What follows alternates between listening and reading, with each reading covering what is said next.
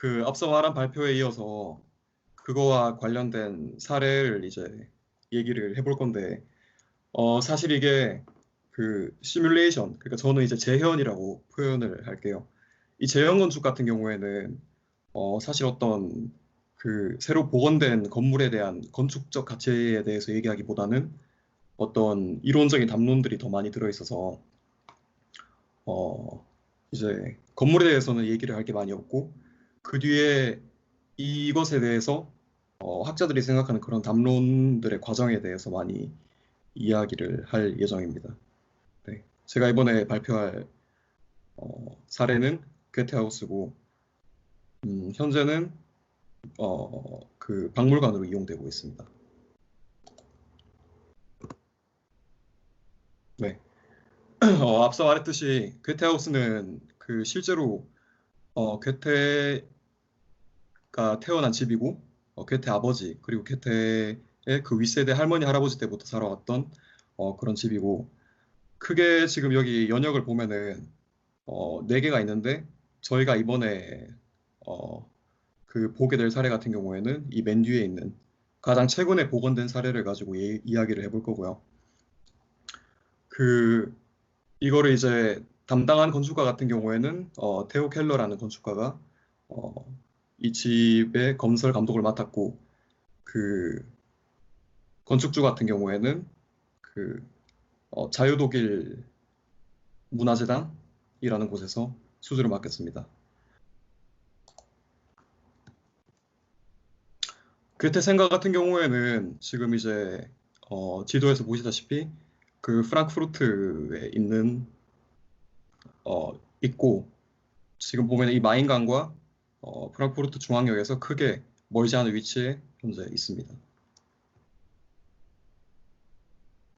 앞서 말했듯이 1749년에 그 요한 볼프강 폰 게테가 태어났던 집이고 그 이 가족 2세대 동안 소유를 했고 지금 이제 보시고 있는 이 집 같은 경우가 그 가장 처음에 괴테 할머니가 구입했을 시절에 그 괴테 생가의 원형이라고 보시면 될 것 같아요. 이 거대한 메스와 그 옆에 딸려 있는 이 집까지 두 개가 하나의 집이라고 보시면 되고 이거 같은 경우는 이제 프랑크푸르트 타운하우스의 전형적인 어떤 고딕 초기 바로크 양식의 3층짜리 이제 반목조 건물이라고 얘기를 할 수가 있고요.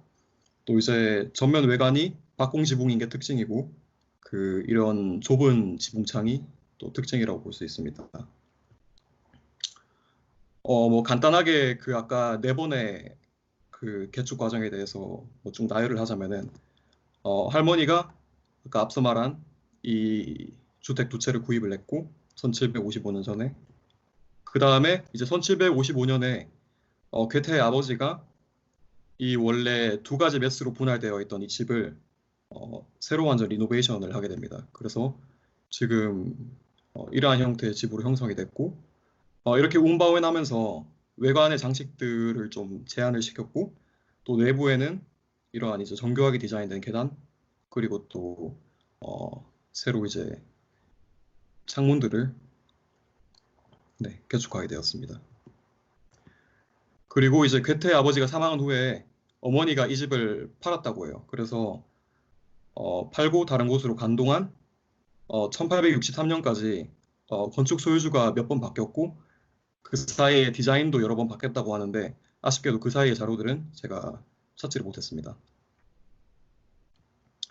그리고 이게 1926년에 지금의 형태와 가장 유사한 이런 형태를 가지고 있는데 이게 이제 그 앞서 말한 자유 독일 문화재단의 그 이사장 오토볼거라는 사람이 괴테의 생가를 어떤 그 교육적인 목적에서 사들여 가지고 점진적으로 이렇게 내부 시설과 외부를 고쳐 나갔다고 합니다. 그렇게 해서 이제 지금의 형태를 갖추게 되었고요. 그 1944년 때 2차 세계대전이 일어났었을 때 폭격을 맞아가지고 이게 또 기단부까지 완전 파괴가 되게 됩니다. 그래서 전쟁이 끝난 직후에 1949년 그러니까 그 괴테가 1749년에 태어났으니까 그 괴테 탄생 200주년을 이제 염두에 두고 1947년부터 이거를 복원 복원 계획을 실시를 했대요. 근데 예상했던 49년에 마무리 짓지 못하고 51년에 그 재건이 완료되었다고 합니다.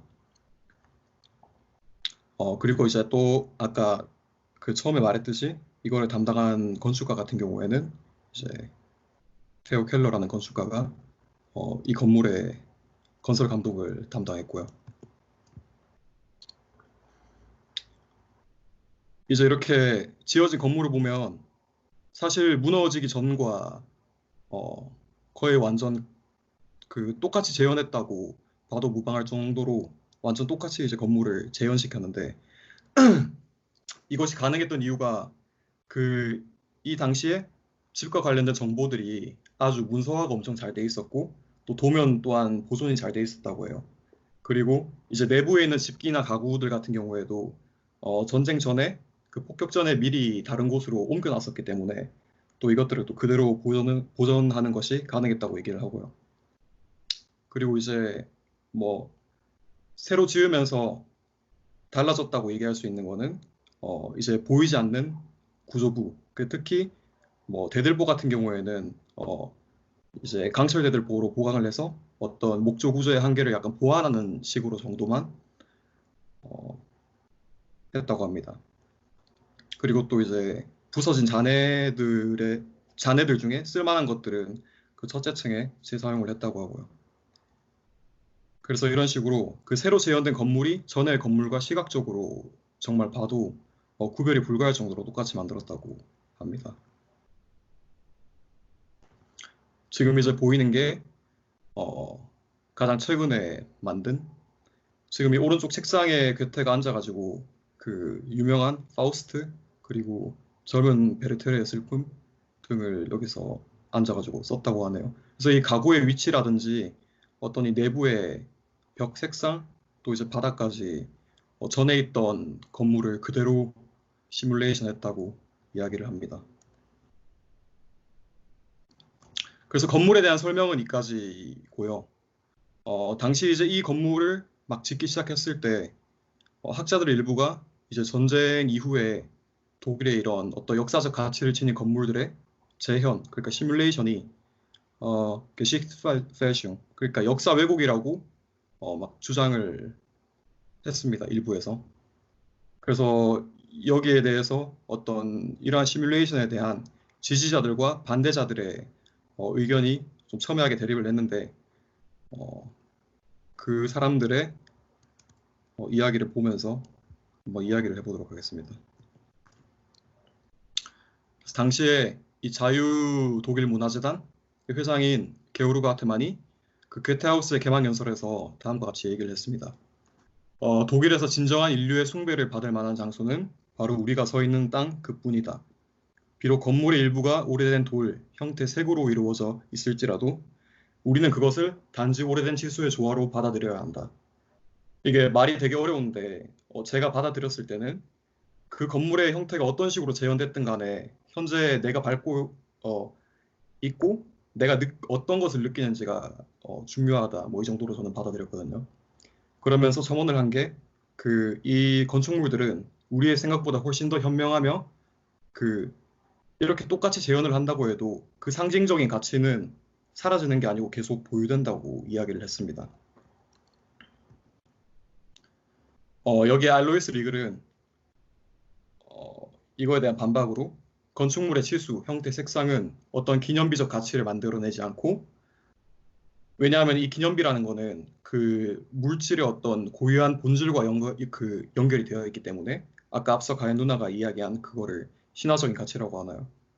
그래서 이러한 시뮬레이션, 재현은 그 어떠한 역사적인 가치나 예술 가치를 가질 수 없다고 알로이스 리글은 이야기합니다. 근데 또 이제 그 보수주의자 폴 클레멘이라는 사람이 여기에 또 반박을 하는 게 리글이나 러스킨의 말처럼 오직 역사를 오직 그 역사와 예술적인 가치로 그 기념비의 범주를 축소하는 것에 이 사람은 반대한다고 이야기를 합니다. 왜냐하면은 어떤 부분에서 그 상징적인 가치가 건축의 본질에 있는 게 아니라 형태에 있을 때도 있다고 이야기를 하는데 그게 왜냐하면은 그게 어떻게 보면은 그 가장 강력한 가시적인 표현인 당대의 도시 그림을 담고 있기 때문이라고 이야기를 합니다. 그래서 그 형상의 어떤 재현만으로도 실질적인 정체성을 가질 수 있다고 이 사람은 이야기를 해요. 하지만 여기 그 건축가 오토 바트닉이라는 사람은 이러한 게테하우스나 역사적 가치를 지닌 문화재나 그 건물을 방문하는 이유는 두 가지가 있다고 합니다. 첫 번째가 내재된 가치, 그리고 공간 분위기인데 지금 이제 다시 만들어진 게테하우스에는 그 전자의 이런 내재된 가치가 부재되어 있다고 주장을 합니다. 그러면서 이 시뮬레이션이라는 거는 그 실제와 모방된 것을 이제 더 이상 구별할 수 없는 사칭이라고 이 사람이 이야기를 하는데 또 그러한 상태이며 뭐 때로는 그게 괴테의 손에 닿았는지 혹은 뭐 거짓 복제품인지 이제 알 길이 없는 상황까지도 이르게 되었다고 이야기를 합니다. 그러면서 이제 마지막으로 서양 미술사를 쓴 에르스트 곰브리라는 사람이 제가 생각했을 때는 그 알로이스 리글의 입장에서 되게 명쾌하게 이야기를 했다고 생각을 하는데 이 사람은 시뮬레이션 건축에 대해서 반대를 하는 입장이고 그 이유는 다음과 같습니다. 그러니까 재건 과정이 어떠한 목표로 이해가 된다면 역사는 반드시 미래를 향해서 노력해야 된다. 책에는 이렇게 써 있었는데 이걸 제가 이제 번역을 하자면은 결국 우리가 어떤 새로운 행위를 하는 것 자체도 결국에는 미래지향적이고 생산적인 행위이고 따라서 그 결과물도 미래지향적이어야 한다는 이야기인 것 같습니다.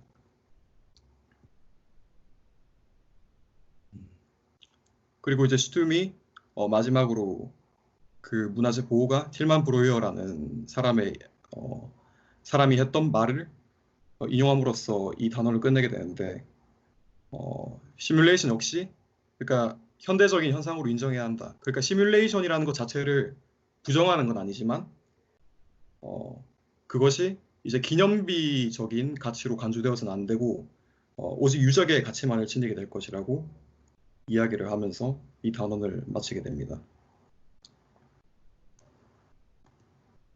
고맙습니다. 네. 끝이 말고 마찬가지.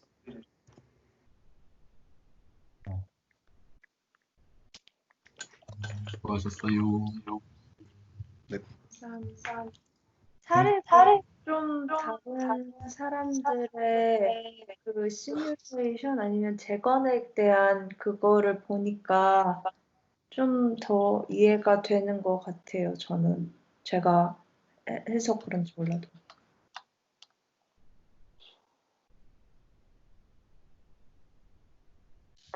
근데 여기서 말한 그 시뮬레이션 재현이라는 게 우리가 이 책 단원에서 아는 시뮬레이션인데 리컨스트럭션 그런 그 거랑 달라요. 다른 거죠. 예. 그거 진짜 여기서는 오조. 네.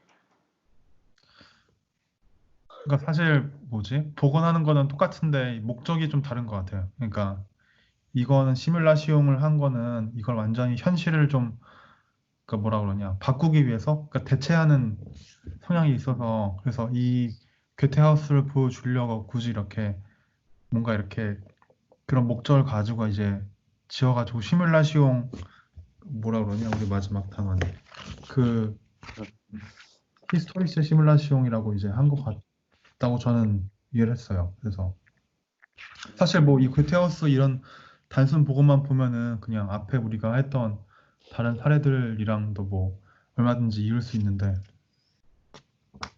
이게 그 기념비적인 그런 성격 건물에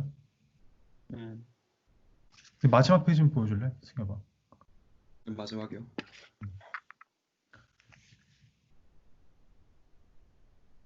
그러니까 이게 지금 여러 사람들 나온 게 이거지. 처음에는 이 말하자면 시뮬라시옹적인 복원에 찬성하는 그 게오르 하트만 그 사람 그리고 네네. 그다음에 좀 반대적인 사람 몇 명 나오고 그다음 마지막에는 결국에는 결론은 좀 이 시뮬라시옹적인 건축에 좀 찬성하는 입장인 거지. 슈툼은 이거에 대해서 좀 부정적으로 보는 것 같아요. 부정적으로. 그래서 시뮬레이션이라는 가치에 대해서 어떤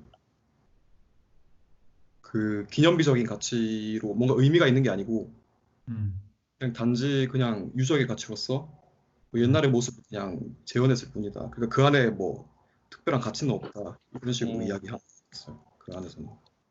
그 제가 프라우 앤 큐시 했을 때도 그 메인 재단 그것도 단순히 그냥 시뮬레이션 됐을 뿐이다라고 얘기를 했었거든요. 그건 같은 맥락인 것 같아요. 그러니까 그 뭐 예를 들어서 그거를 복원함에 있어서 기존에 남아있던 재료를 사용해서 이제 과거와 현재를 구분할 수 있는 것조차도 없을 뿐더러 그래서 단순히 시뮬레이션 되었다 이렇게 말을 하고 있었거든요.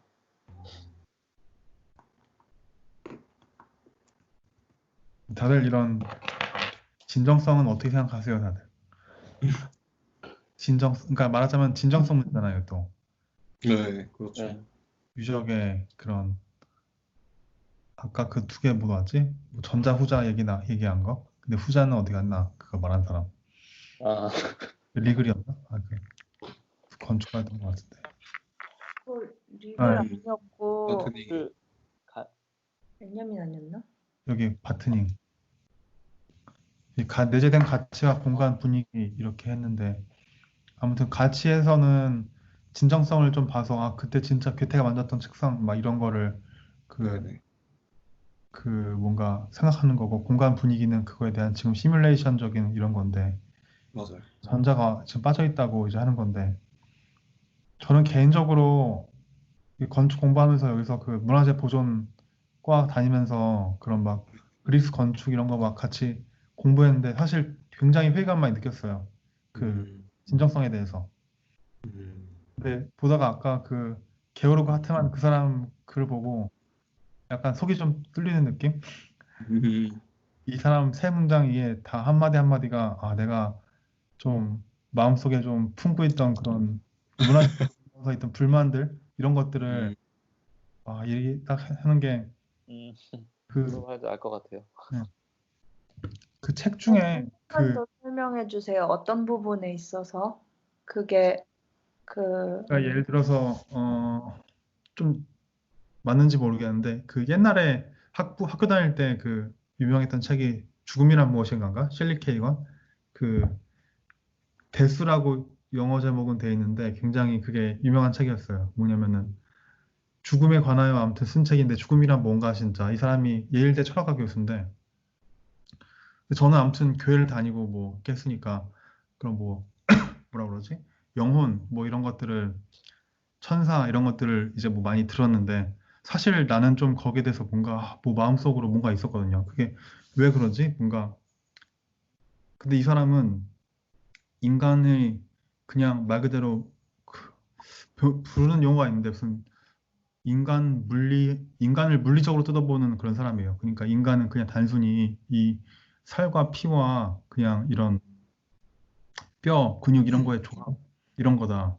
그래서 오히려 이걸 인정해야지 이런 나중에 죽음 뒤에 두려움 이런 것도 없고 더 삶을 행복하게 삶을 집중해서 살 수 있다 이런 거가 입장이었는데 그거 보고 저는 되게 많이 되게 충격을 먹었어요. 이런 내가 평상시에 갖고 있던 궁금증을 이런 식으로 풀어준 사람이 있었구나. 근데 비슷한 감정이 예를 들어 제가 했던 게 그리스 건축 페르가몬 신전의 아키트레이브를 하나하나 이제 1대 20, 1대 10인가 도면을 막 그렸어요, 그거를. 막 그리면서 여기에 상처가 났고, 뭐 이게 하는데, 단순히 기록은 의미가 있는 것 같아요. 근데 기록의 이상으로서 그거를, 그 진품의 가치를 우리가 더 탐구하고 보존하고, 근데 그 다음 활용은 없어요. 단순히 그게, 말하자면은, 박물관에 전시된 도자기 이런 깨진 거 다시 합치듯이 이런 식으로 뭔가 뭐랄까 진품에 대한 그런 진정성은 이 유럽 사람들은 당연히 갖고 있는데 나는 그거가 전혀 한국에서 살았고 그런 게 많이 없는 사람인데 이거를 내가 배울 기회도 없었고 이거를 어떻게 내가 사실 그러니까 안중에다 생각한 거죠 나는 그거를 이게 왜 중요하지 사실 이걸 중요하게 생각하면은 그냥 빠르게 스캔해서 도면화시키고 뭐 원본 뭐라 그러냐 이게 정확히 치수가 있을 거 아니야. 이게 측량된 치수가 그 치수랑 원본 도면 따져서 현재 상태 스캔본 비교해서 예를 들어서 빨리 다른 부분 체크하면 끝 이게 아닌가 뭔가 이렇게 생각을 했는데 그게 아니라 그 자체를 너무 소중하게 다루니까 거기서 그 많이 그 뭐라 그러지? 그러니까 건물도 옛날 다 낡은 엄청 막 곰팡이 많이 펴서 좀 유독성 있는 그런 지붕층이 있었어요. 거기 가서 막 이제 방진복 입고 그 마스크 쓰고 이제 가서 그 관리 안 된 되게 더러운 집이었는데 거기 막 이제 그 뭐라 그러지?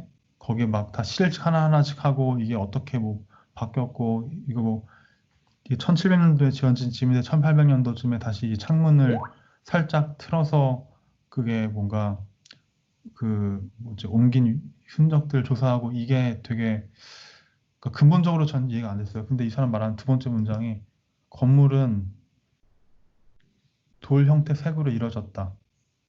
그러니까 이거는 그냥 치수와 이거에 대한 조합 이런 거라고 이렇게 말하는 사람이 있다는 것 자체가 저는 되게 음, 아 내가 그래서 완전히 막 이상한 그런 건 아니었구나. 그러니까 음, 왜냐면 나는 너무 내가 맨날 교수한테 질문해서 이거 왜 그래야 돼요? 그리고 왜 이거 왜 해야 돼요? 이렇게 질문하면은 교수님들은 나를 이해 못하는 거였어요. 항상. 음, 음.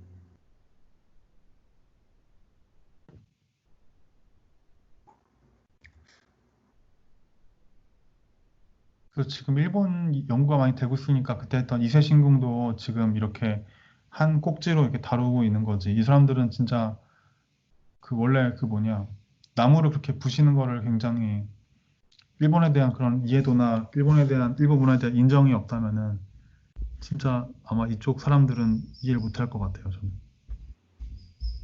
근데 뭔가 저는 들으면서 형 얘기 방금 들으면서 좀 의아했던 게 그러니까 크게 어떻게 보면 정성적 접근을 하냐 아니면 정량적으로 좀 접근을 하냐 그렇게 볼 수 있을 것 같은데 오히려 독일 사람들이 더 정량적으로 되게 생각하고 접근했을 것 같은데 오히려 반대로 뭔가 그런 뭐 댕크마이 플렉의 그런 보존의 가치를 다루는 사람이어서 그런지 모르겠지만 좀 더 그렇게 좀 정성적으로 되게 접근을 하고 뭔가 그런 정량적인 것들을 그러니까 이 분야는 당연히 정성적으로 되게 뭔가를 더 다뤄야 된다라고 이제 당연히 그렇게 생각하고 있다는 게 되게 놀라운 것 같아요. 뭔가 난 아직 학교에서 배워본 경험이 없으니까 그런 것 같은데 뭔가 내가 가진 선입견은 유럽인들 중에서 독일인들이 가진 어떤 멘탈리티 중에 하나는 좀 더 그런 정성적인 접근, 정량적인 접근을 더 많이 한다라고 생각하고 실용적이고 할까요? 치수 혹은 뭐 실용적이고. 그냥 그냥 뭐 그런 거. 그래서 되게 뭔가 내가 가지고 있던 선입견이랑 완전 반대되는 얘기였어 방금. 그래서 뭔가 흥미로웠어. 그래서 아무튼 저도 다른 얘기지만 저도 이걸 항상 가슴에 품고 있었기 때문에 제가 만약에 박사를 하게 되면은 그 진정성, 그러니까 현대적인 진정성에 대해서 아무튼 혹은 아시아적인 진정성에 대해서 아무튼 쓰고 싶었는데 진정성 어렵다. 진정성. 그러니까 괴테에서 예를 들어 아까 괴테하우스에 뭐 아까 책상 얘기 나왔었는데 거기 음, 책상이 그 실제 괴테가 쓴 게 아니라 누가 만들어서 그거를 이제 그냥 가짜로 이제 가짜 문화적으로 만들어서 그거를 좀 이렇게 마모를 시키고 옛날 것처럼 보이게 한다. 근데 예를 들어 사전 정보가 없는 여기가 다시 복원된 거라는 정보가 없는 외국인이 와서 봤을 때 되게 낡은 뭐 의자가 있는 식탁이 책상이 있네. 그러면은 괴테가 그 정말 썼던 거구나 하고 느끼고 갈 거 아니에요, 예를 들어서. 그러니까 그렇죠. 전혀 예를 들어서 기술의 차이가 없다면은, 그러니까 기술이 정말 발달해서 이거를 옛날 것처럼 보일 수 있는 그런 상태라면은. 근데 그게 그게 아니라 그 아까 말한 뭐 아우라든 뭐 다른 그런 개념에서는 근데 내가 그 외국인이었는데 그 아무런 정보 없이 갔었거든. 근데 그냥 난 심지어 그런 것도 느껴지지도 않았어. 그냥 뭐라 해야 되지? 뭔가 이 사진은 그래도 좀 더 막 빛도 들어오고 좀 감성적으로 뭔가 좀 따뜻함도 느껴지고 뭔가 상상을 자극하는 그런 사진인데 내가 그때 방문했을 당시에는 겨울이었고 뭔가 그냥 바닥 삐그덕대는 소리가 많이 났고 그냥 그리고 뭔가 괴테가 여기서 뭘 했을 거다라는 어떤 그런 상상조차 잘 되지 않았던 음, 느낌이었어. 내가 갔을 때는. 음. 4년 전에 갔을 때. 근데 아무튼 우리가 데스하우 갔을 때는 그때는 일단 이게 진짜라고 생각을 하고 간 거잖아, 그때. 그렇지. 와, 이거 떴나 약간 이러고. 음, 그러니까 뭔가 그런 좀 이질감은 있지만 그래도 거기서 오는 그런 우리가 느끼는 감성, 아까 그 말한 음, 공간 방문인가? 아까 아무튼 그 바투만인가 그 사람 말한 거에 대해서 음, 우리는 그거밖에 없는 거지. 그 앞에 음, 독일 특히 여기 전시나 박물관이 그런 글이나 이게 엄청 많은데 그 사람들은 그걸 읽고 좀 즐기는 것 같은데 음. 좀 우리는 좀 그런 다른 것 같으니까 그런 게 좀 없나 없는 것 같기도 하고 그래서 그치. 그저 방금 세진이 형 말 들으면서 좀 생각한 건데, 그러니까 어쨌든 형이 얘기했던 거랑 더불어서 이 시뮬레이션이라는 개념이 제가 생각했을 때는 현실과 가상으로 구분할 수 있기 때문에 시뮬레이션이라는 개념을 뭔가 정의할 수 있는 거라고 생각하거든요. 근데 최근에 VR 같은 것도 막 나오고 그 점점 이제 가상현실과 현실의 그 간극이 좁아지고 있잖아요, 점점. 근데 만약에 그게 좀 만약에 진짜 가상현실이 현실과 같아지면은 그 개념도 좀 바뀔 것 같아요, 왠지. 그 진정성이라는 개념도.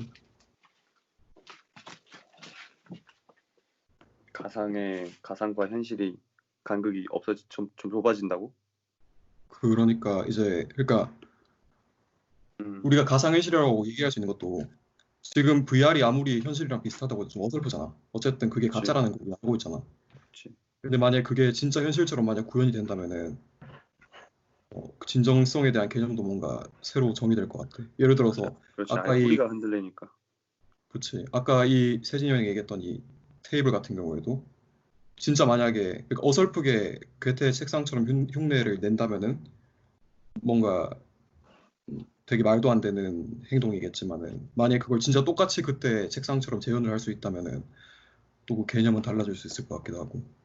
근데 결국에는 약간 사용자의 목 아닌가? 그러니까 내가 당시에 방문했을 때 내가 전혀 아무것도 못 느꼈다 그랬잖아. 근데 또 그날 동시에 방문한 또 누군가는 거기서 좀 진정성이나 어떤 그런 걸 느꼈을 수도 있는 거고. 그러니까 이게 뭔가 모르겠어. 약간 시뮬라시용된 그런 진정성 말하자면은 연출된 거니까. 음. 근데 뭔가 그냥 몰라 그냥 이런 책상을 보고 혹은 뭐 이런 그냥 건축 답사를 다녔을 때도 마찬가지인 것 같아. 뭔가 같은 공간을 음, 뭐 여러 번 갔다라고 치면은 갈 때마다 또 느낌이 다르잖아, 사실. 그리고 그렇지. 거기서 느껴지는 어떤 아우라 혹은 뭐 그런 진정성 이런 것도 매번 다르기도 하고. 그래서 결국 몰라 내 생각은 그런 어떤 가상 현실과 현실의 간극이 좁아진다고 해서 그것의 어떤 진정성을 느끼게 해주는 어떤 그런 어떤 음. 뭐 그걸 제공한다기보다는 결국에는 그거를 뭐 가상 현실에 있건 현실에 있건 그걸 받아들이는 사용자의 몫이 아닌가라는 생각이 들었어. 그 아까 승엽이가 말한 게 난 되게 뭐 아무튼 시뮬라시온과 현실이 아무튼 별개로 존재한다 여기서 든 생각이 우울증의 굉장히 중요한 증상 중에 하나가 꿈이랑 현실을 구분 못하는 그게 우울증의 되게 현상인데 진짜 뭐라 그러지? 꿈을 현실이라고 생각할 수도 있고 현실을 지금 꿈꾼다 생각할 수도 있고 이런 식으로 이제 우울증이 되면 감각이 굉장히 뭐 예민해지던 그래서 이렇게 되는 것 같은데 그러니까 말하자면은 이게 우울증에서 이제 점점 진행돼서 그 상태를 이제 즐기면 또 모르는데 이게 일단 안 좋으니까 그런 사람들이 다 치료를 하려고 하는 거잖아요. 나는 네. 그거 경험해보진 않았는데. 그러니까 이런 식으로 서양 쪽의 그러니까 현실이라고 우리가 지금 방금 말한 진정성 측면을 알고 있는 사람은 진짜 이거를 그런 쪽으로 위험도를 있다고 생각해가지고 이 슈tum 같은 경우가 그런 좀 시뮬라시온이 현실화에 너무 가까워지는 거를 좀 경계하는 게 아닌가 하고 어떻게 보면은 우리는 진정성을 잘 이해 못하는 사람일 수도 있을 것 같아 다. 그 미국 히스토리 프로그램 중에 그 뭐냐 전당포 사나이들인가? 네, 보면은 알고 있어. 사람들이 다들 정말 고이 간직해온 진짜 이게 진짜라고 생각해왔던 걸 가져왔는데 감정해 보니까 가짜래. 그러면은 되게 실망하고 가거든. 그러면 네. 그 사람들 절대 안 팔아 그 사람들은 전당포에. 근데 그거 안 팔고 끝까지 믿어? 그걸 진짜라고? 우기는 사람들이 많아 되게. 아 진짜? 사람들이 모른다. 현실 부정하네. 그러니까 그 사람들이 만들어 놓은 그런 말하자면 그 시뮬라시온 그게 현실이라고 이제 믿고 있는 건데 그렇지. 그게 굳이 뭐 나쁜가도 싶어. 그게 그냥 맞아. 맞아. 그러니까 뭐 그냥 짭퉁 롤렉스 차고 다니는데 진짜라고 생각하면 진짜 아니야. 뭐 고급 취미라는 생각이 들어. 그러니까 골동품이다. 내가 딱 보기에는 한 1000유로를 할 것 같은데 이게 사실은 겉으로 보기에는 한 50년밖에 안 돼 보이지만 실제로는 이게 500년 된 테이블입니다. 그래서 10,000유로래 실제로. 그러면은 나는 안 살 것 같아. 나는 진정성을 잘 모르는 사람이니까. 진정성이란 무엇일까? 궁금한 게 생겼는데 네. 중국의 그런 복제 건물들 있잖아요. 네. 카피한 것들 그냥 아예 한국 네, 아예 카피한 것들. 어. 근데 사실 그것들하고 이 지금 원래 있었던 터긴 하지만 완전히 완파되었던 건물을 복원한 거잖아요. 그러니까 아예 새로 똑같이. 그 중국에 있는 것들도 사실상 뭐 문맥은 좀 많이 다르지만, 그러니까 역사적인 흐름은 없지만 완전히 새로 똑같이 지었다는 점에서 볼 때 그걸 비교하는 과정이 되게 재밌을 거라는 생각이 드는 게 지금 어떻게 보면 얘도 다 시뮬레이션이잖아요. 기존에 있었던 게 거의 하나도 없는. 그러니까 그렇죠. 그래서 그거를 이제 건물 내부에 들어갔을 때 이제 사람들은 그걸 스토리텔링을 통해서 이제 알게 되는 건데 한편으로 이제 그거를 뭐 가상현실로 하든 아니면 실제로 지어서 하든 뭔가 그런 공간을 재현을 해놨다면 만약에 중국에서 그걸 느낀다면 그것은 완벽한 가짜인가에 대한 네. 그러니까 이게 완파됐던 거를 이렇게 똑같이 복원했을 때는 항상 이게 좀 더 그 진정성이라는 부분이 좀 다르게 다가오는 것 같아요. 이거는 시뮬레이션이라는 걸 알고 있고, 근데 그럼에도 불구하고 나는 이걸 그렇게 느껴야 된다는 어떻게 보면 좀 자기 암시 같은 게 생기는 거죠, 내부에. 좀. 그래서 네. 그 두 개 비교할 수 없겠지만 뭔가 저는 비교가 딱 떠올라요. 그냥 이런. 중국에 다시 카피했다는 게 어떤 거예요? 예를 들어서 뭐 나는 이해할 때 처음에 어떤 한국에서 누가 뭘 지었는데 그거를 사람들이 쓱 보고 도면 가져와서 짓는 이런 게 아니지. 그냥 뭐 그런 거 말고 막 마카오 뭐 이런데 뭐 미국에 있는 아니면 유럽에 있는 뭐 이런 거 완전 똑같이 해놓은 그런 건축물 얘기하는 거 아니에요? 맞아요. 저기 뭐 에펠탑도 완전 맞아. 똑같은 사이즈로 재현하고. 나는 그게 어떻게 이해되냐면 중국이 엄청 크잖아요. 그러니까 예를 들어서 북경에 뭐 황제가 있는데 황후가 시집을 왔어요. 저기 남쪽 지방에서. 그러면은 그 사람은 북경에다 자기 마을 만들어 버리잖아요. 예를 들어. 그러니까 그게 되게 오랫동안 해온 것 같아요. 그 어디냐? 헐.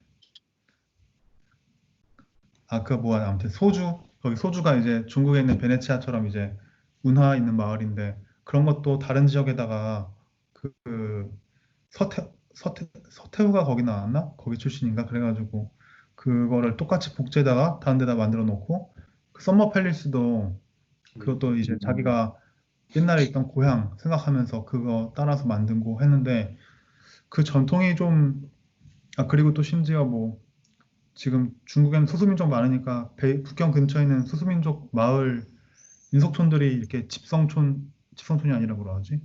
각 민족들을 모아놓은 그런 살아있는 박물관 같이 뭐 이런 마을이 있다더라고요. 근데 거기도 좀 다른 차원인 것 같아요. 진짜 아까 성경이 말한 대로 그 근데 가보면은 진짜 되게 좋아요. 거기는. 그러니까 지금 만들어 놓은 뭐 프랑스 마을 이런 데는 뭐 안 가봐 모르겠지만 딱 사진을 보면 그냥 되게 허접하던데 진짜 옛날에 하던 그런 카피 마을들은 진짜 멋있어요. 거기는.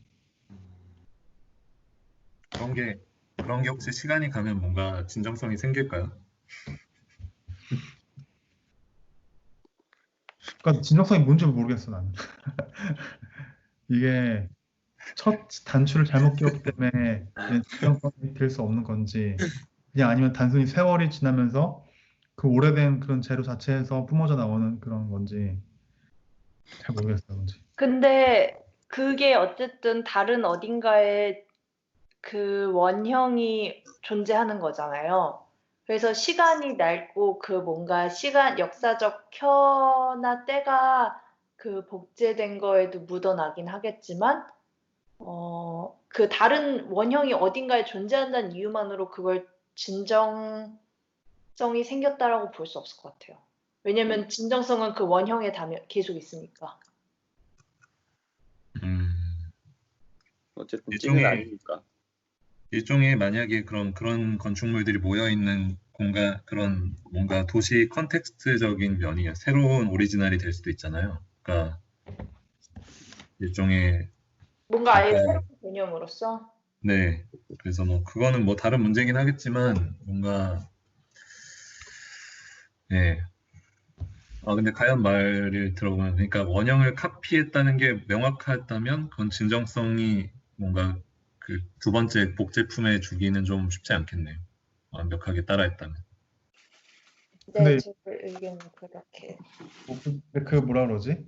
예를 들어서 뭐 르네상스 시대 이런 데 같은 경우에 예를 들어 서 팔라디오가 건물을 멋있게 지어놨어. 그래서 그거를 이제 인면을 잘 공부하고 카피를 해가지고 런던에다 갖다 지었어. 그거를 맞아. 이를테면 조금 음, 크기를 바꾸던가 음. 예, 아치를 뭐 좀 늘리던가 해가지고 그냥 그때는 그런 뭐 모티브 카피라고 하는 점이 지금보다 훨씬 더 폭넓게 이제 이루어졌으니까. 음, 근데 이제 뭐, 뭐 어떤 거는 그런 바우 모뉴멘트를 카피할 수도 있고 어떤 거는 그냥 일반 건물을 카피할 수도 있는데 근데 되게 모르겠어 나도 이게 만약에 어떤 그 유명한 정말 너무 유명한 그런 모뉴멘트를 카피했다 이거는 그래서 진정성이 그러면 안 생기는 건지 좀 더 덜 유명한 거를 이제 카피해서 만들어진 거는 그건 진정성이 있는 건지.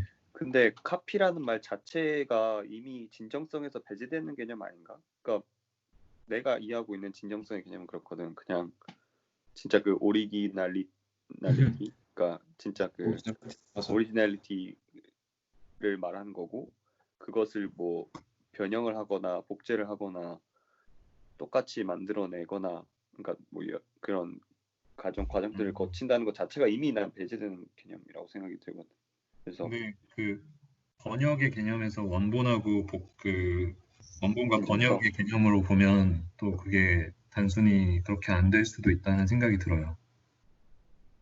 그러니까 원본과 그 번역본은 독자적인 위치를 갖는다라고 하면 음, 예를 들어 그 런던에 복제된 거는 완벽한 복제가 아니라 그 기존의 팔라디오의 원본을 번역한 본이고 중국에 그렇지. 있는 거는 완벽하게 진짜 원본을 약간 그 문화적 컨텍스트나 이런 배경 없이 단순히 진짜 직역해 놓은 버전이기 때문에 커피 페이스트한 거지.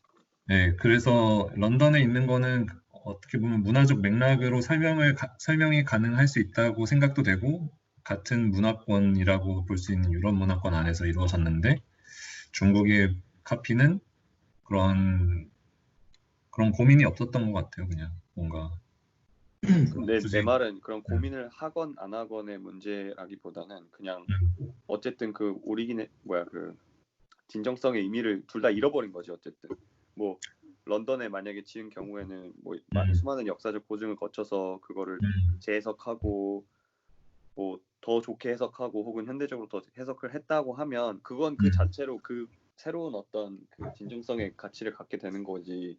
그게 똑같이 혹은 뭐 잘 해석했다고 해서 과거의 진정성을 그대로 가지고 올 수 자체는 없는 게 아닌가. 맞아요. 그건 저도 그렇게 생각해요. 그러니까 그렇지만 난 중국의 건물에 대해서 진정성을 주기가 어렵다는 생각은 하게 되는데 영국의 건축물은 뭔가 진정성에 뭐 좀 개별적인 진정성을 새롭게 가질 수 있지 않을까라는 생각을 하게 그렇지. 돼요. 그러니까 A에서 A 다시 뭐 A 다시 이렇게 이런 식으로. 근데 어쨌든 A는 아닌 거지. A는 그냥 A 하나인 거고. 근데 만약에 거의 한 90% 이상 똑같은 건물을 만들어 놨어요. 그거는 뭐 할 수 있는 거잖아요. 그 사람들이. 왜냐하면 영국에 예를 들어서 뭐 그 당시에 개발이 안 됐다 아니면은 뭐 도시를 확장한다 이런 지점에서 이제 팔라디오도 마스터 플랜 했으니까 뭐 그런 거를 뭐 가져오던가 해서 그러니까 있는지 모르겠지만 예를 들어서 한 95% 이상 똑같은 건물을 갖다 놨어. 영국에 되게. 그래서 지금 한 몇백 년의 세월이 흘렀어요, 그거는. 근데 만약에 그게 당시에 영국의 상황적으로 뭐, 뭐 그런 뭐 뭐라 그러지? 르네상스, 후기 르네상스 이런 클래시즘의 도래와 따라서 이 네오클래시즘의 시대가 왔으니까 이게 뭐 옛날 팔라디오 모티브를 차용해서 발전시킨 것이다. 뭐 이렇게 이해할 수도 있잖아요. 그러니까 그러면 이제 그 A 다시가 되는 거지 그거는. 근데 그렇지만 거의 A는 똑같아요, 아니지. 예를 들어서. 응? 그러니까 거의 똑같다고 예를 들어 하면은 그거는 나는 그래도 그 자체로 복제를 하는 어쨌든 과정이 다 포함되어 있는 거고 뭔가 그거를 똑같이 복제해놨다고 해서 그 시대로 정말 우리가 과거로 돌아가서 동시에 정확한 시간에 뭐 몇 월 며칠 몇 시에 딱 뭐 시공을 시작해서 뭐 모든 과정을 똑같이 할 수 없는 거니까 그거 자체로 이미 나는 또 하나의 어떤 다른 그럼 중국에는 아이덴티티를 찾는 거라고 생각하고. 에펠탑도 지금은 뭐 이 방향타가 건축 쪽의 방향타가 이제 유럽 건축에 있으니까 근데 만약에 뭐 100년 뒤에 중국으로 넘어왔어 그게 근데 중국 사람들 그 당시에 자기들의 성과를 엄청 잘하는 거예요. 예를 들어 에펠탑 이런 거를 우리의 스케일에 맞게 중국의 풍토에 맞게 뭐 했고 그리고 뭐 다른 식으로 뭐 해석하겠지 이렇게 뭐 그치. 그런 식으로 하고 그리고 거기 그 파리 그 샹젤리제를 만들어 놨나 거기다가 중국에다가 파리 아무튼 그 거리도 그러니까 완전히 뭐 유럽 100% 카피 페이스트가 아니라 내가 보기에 뭔가 중국적인 냄새가 좀 이렇게 나던데 뭐 그런 걸 이제 뭐라 그러 새로운 그런 네오클래시즘 같이 그런 에클래시즘 같이 뭐 그런 식으로 이제 갈 수도 있잖아 그게. 그러니까 그럼 B가 되는 거지. 근데 A는 아니잖아. 그게 원본이랑 다르잖아. 어쨌든. 근데 그러니까 지금 그거 자체 산도 뭔가 진정성을 그 어떤 하나의 유일한 개념이라고 생각하는 거 아니야? 그러니까 그러니까 거기서 약간 허점이 있는 게 사실 그 팔라디오가 지은 건물조차도 그 모티브가 다 그리스식, 그러니까 클래식, 그러니까 유럽의 클래식은 그리스식이잖아요. 거기서 차용을 했다는 점에서 그것도 하나의 어떻게 보면 그 카피 제품이 될 수 있는 거고, 그래서 이제 진정성을 어떻게 보면 하나의 고정된 개념으로 보면 방금 승엽 말대로 약간 상도의 결론이 나올 것 같고, 그냥 다 혹은 B, C, D 이런 식으로.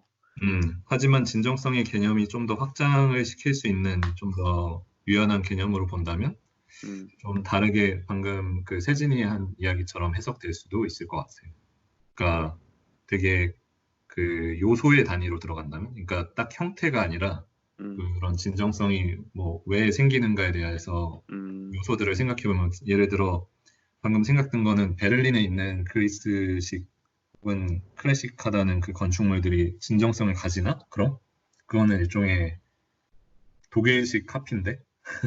이런 생각도 들고. 근데 뭐 그렇지 그런 건 근데 뭔가 그런 거 아닐까? 그러니까 A가 있어. A가 진짜 뭐 되게 역사적으로 되게 유명하고 되게 인정받는 그런 건물인데 혹은 뭐 건물인데 그거를 중국에서 한 번은 중국에서 하고 한 번은 뭐 독일에서 하고 한 번은 뭐 한국에서 했어. 근데 그거를 이제 얼만큼 잘 역사적 고증이나 혹은 뭐 원래 그 원작자가 의도했던 어떤 설계 방향이나 어떤 그런 것들을 얼만큼 잘 이해하고 해석해내고 했는지에 따라서 그게 A 다시가 될 수도 있고 그러니까 A1, A2 이거는 이제 A와 가까운 어떤 제3의 그런 거고 그게 만약에 안 된다라고 하면 B가 되고 C가 되고 뭐 그런 식으로 이제 이렇게 나뉘어질 수 있는 게 아닌가 싶은데. 그러니까 건축가에 따라 달렸다. 건축가가 그걸 얼마나 그거를 그렇지 뭐 건축가나 혹은 그거를 이제 그게 지어지는 과정이나 뭐 여러 가지 요소가 있겠지 거기에. 그러니까 뭐 그냥 쉽게 말하면 뭔가 그냥 명품 짭퉁을 만드는데 짭퉁에도 막 그 급이 나뉘잖아. 이거 A급, 뭐 S급이고 A급이고 B급이고. 근데 뭔가 근데 그렇게 하면 또 뭔가 내가 처음에 생각했던 진정성을 하나만 갖고 있다라는 게 보니까 또 근데 아까 다른 것 같긴 한데. 다현이가 하는 부분에서 음. 그 진정성을 그 아우텐티시티 말고도 에이시트 하이트도 약간 한국어로는 그 뭐지 번역이 잘 안 되는 것 같은데 맞아. 그런 것 같아. 에이시트 하이트가 말하자면은 상도가 말한 그러니까 내가 이해하기로는 그런 이게 원본성 뭐 약간 이런 개념으로 난 이해를 했고 뭐 찐 아니에요, 찐? 찐.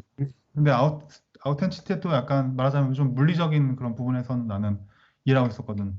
이게 진짜냐 아니냐 이게 뭔가 물리적인 그런 연혁이라든지 물리적인 가공 방법 이런 거가 옛날에 그런 사료들을 다 담고 있냐 옛날에 그런 모습을 간직하고 그게 좀 더 오래되면은 거기서 이런 아까 말한 아우라가 좀 나오는 것 같다 이렇게 난 느끼고 있어가지고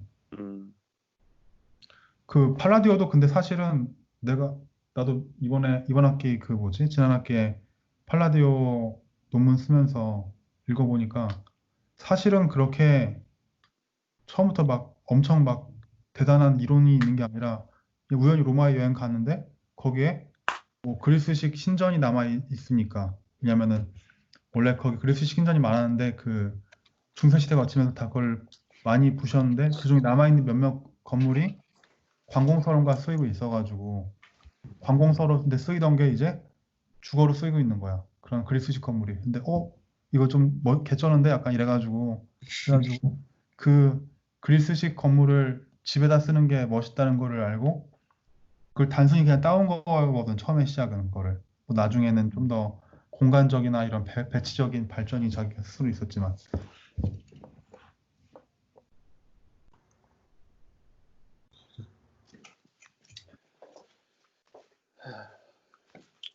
영상이 너무 길어질 수도 있을 것 같은데 괜찮아요. 알아서 편집이 돼요.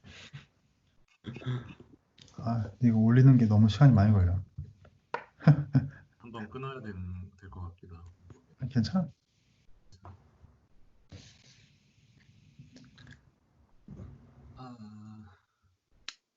재밌네. 진짜 내가 너무 진정성에 대한 너무 이게 이해도 안 되고 그러니까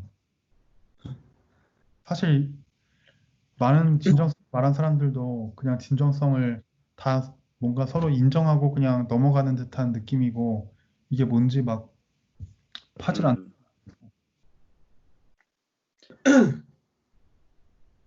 근데 뭔가 그러니까 얘네들 머릿속에 그런 개념은 있을 것 같아. 이건 진정성이 있다. 이건 없다. 이런 게 뭐 어떤 선은 있을 것 같은데 그 선이 그치. 막 정량적으로 근데 막 딱 이거는 맞고 이건 아니다라고는 할 수 없을 것 같아. 왜냐면 이 진정성을 판단하는 것 자체가 뭐 점수 매겨서 하는 게 아니잖아.